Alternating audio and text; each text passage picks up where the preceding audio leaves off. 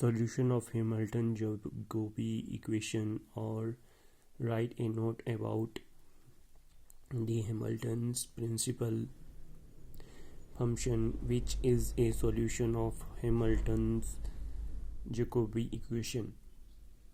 Now consider the Hamilton Jacobi equation.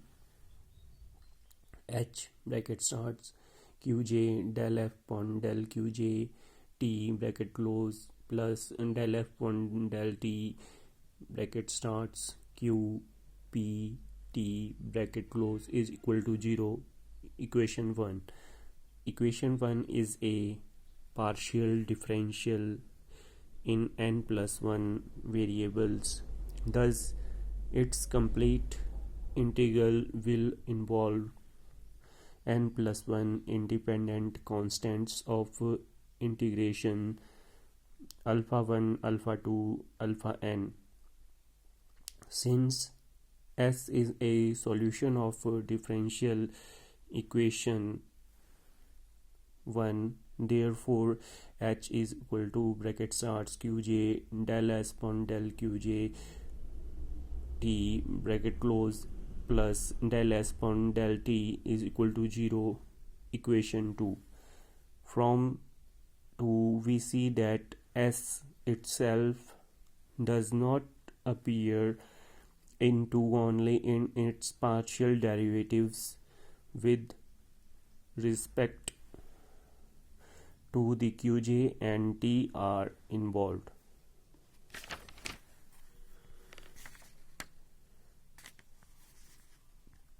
Thus, S is a solution of 1, then S plus alpha will also a solution where alpha is some constant, and as a additive constant does not affect the partial differential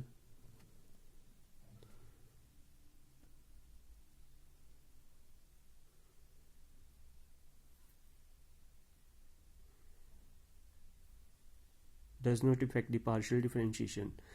Thus, we take S to the involving only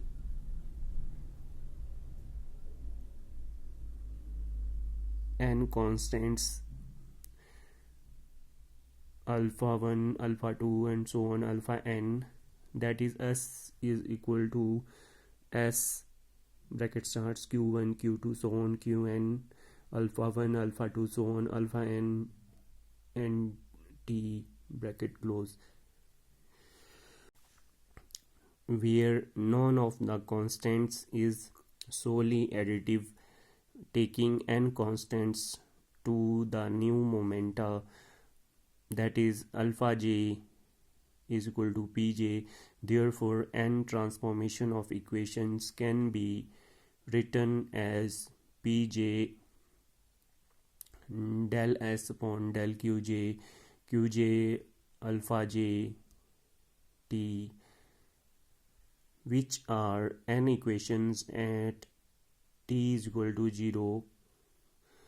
Give the n values of alpha j in terms of the initial values of q and p. Thus, the constants of integrations are evaluated in terms of the specific initial conditions of the problem, that is alpha j bracket starts qj pj t, or pj is equal to pj bracket starts qj pj t,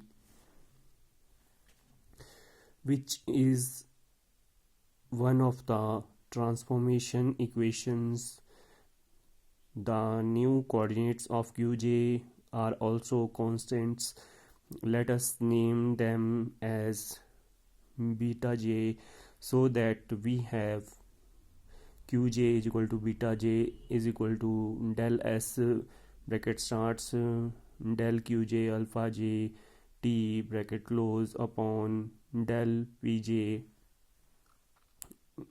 equals to del s upon bracket start qj alpha j t bracket close upon del alpha j equation 3, which are n equations at the t is equal to 0. Give the n values of beta j in terms of known initial values of qj. Equation 3 can be termed inside out to give qj in terms of alpha j and beta j and t, that is qj is equal to qj bracket starts beta j alpha j t bracket close, which solves the problem since